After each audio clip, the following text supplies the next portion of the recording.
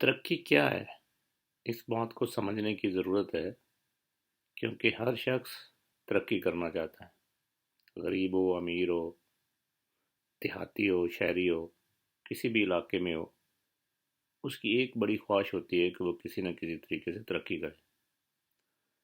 اس لیے اس بات کو سمجھنے کی ضرورت ہے کہ آخر ترقی ہے کیا؟ کیا بہت ساری چیزوں کو اکٹھے کرنا یا ان کا اضافہ کرنا ترقی ہے؟ کیا جدید ٹیکنالوجی، بڑی بڑی عمارتیں، بڑی بڑی سڑکیں یہ ترقی ہے؟ کیا دولت کا اکٹھا کر لینا ترقی ہے؟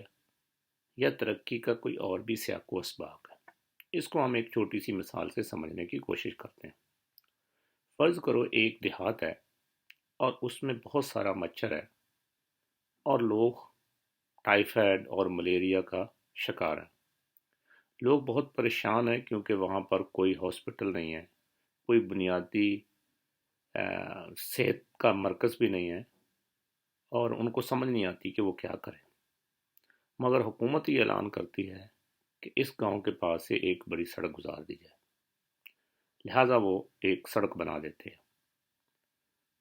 کیا یہ ان دیہاتیوں کے لیے ایک ترقی ہے؟ آپ کہہ سکتے ہیں کہ دیہاتی اور وہاں کے رہنے والے جو بیمار ہیں اب آسانی سے وہ شہر کو آ جا سکتے ہیں، بالکل صحیح کہہ رہے ہیں۔ مگر ان کا جو بنیادی مسئلہ ہے، بیماری اور ملیریا اور مچھروں کی بھرمار، وہ جوں کا توں ہے۔ اب فرض کرو ہم اس کو الٹ دیتے ہیں۔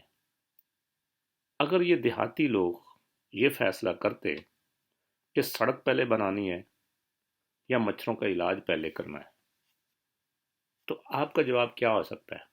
میرا خیال ہے آپ کا جواب بھی میرے والا ہوگا۔ لوگ سب سے پہلے اپنے گاؤں میں کوئی نہ کوئی بنیادی مرکز صحت، بیسک ہیلتھ یونٹ بنائیں گے یا کوئی ڈسپینسری بنائیں گے تاکہ ان کے جو بیمار لوگ ہیں اس کا علاج کر سکیں۔ یہیں پر ترقی اور آزادی کا آپس میں رشتہ جڑتا ہے۔ جب لوگ اپنے فیصلے خود نہ کر سکیں اور ان کے فیصلے کوئی اور کرتا ہو، تو وہ دوسرا آنسر، وہ حکومت ہو یا کوئی گروہ ہو، وہ اپنی مرضی سے ٹھونس دیتا ہے جن کی اپنی ترجیحات ہوتی ہیں، اور نتیجہ یہ ہوتا ہے کہ لوگوں کے اپنے جو مسائل ہیں ان کی بھرمار بھرمار ہو جاتی ہے، اور وہ مسلسل ان میں اضافہ ہوتا جاتا ہے، اور ایک لحاظ سے اس سماج کے اندر بگاڑ پیدا ہوتا ہے۔ اس لیے ضروری ہے کہ آزادی اور ترقی دونوں کو سمجھا جائے۔ اگر لوگ اپنی مرضی سے خود فیصلے کر سکیں تو وہ اپنی سب سے بنیادی ضروریات اور اپنے سب سے بنیادی مسائل کو سب سے پہلے حل کرتے ہیں۔ لیکن اگر وہ اپنا فیصلہ نہ کر سکیں تو دوسری قوت جو اپنے فیصلے ان کرتی ہے، وہ اپنے فیصلے اور اپنی ترجیحات ان پر ٹھونس دیتی ہے، اور ایک لحاظ سے آہستہ آہستہ وقت کے ساتھ ساتھ وہ محکوم بنتے جاتے ہیں۔ یہی حال ہمارے ملک کا ہے۔ جب ہمارا ملک اپنی بنیادی پالیسیاں خود نہیں بناتا اور داخلی اور خارجی طور پر اپنے فیصلے خود نہیں کرتا، تو ایک لحاظ سے ہم کسی اور قوت کے اعلی کار کے طور پہ کام کرتے ہیں، اور نتیجہ یہی ہے کہ ہمارے ملک میں وقت کے ساتھ ساتھ جو اپنے مسائل ہیں وہ بڑھتے جا رہے ہیں، اور ساتھ ساتھ دوسروں کے دیے ہوئے قرضے اور امداد اور اس کے ڈھیر کے نیچے ہم دبتے جا رہے ہیں۔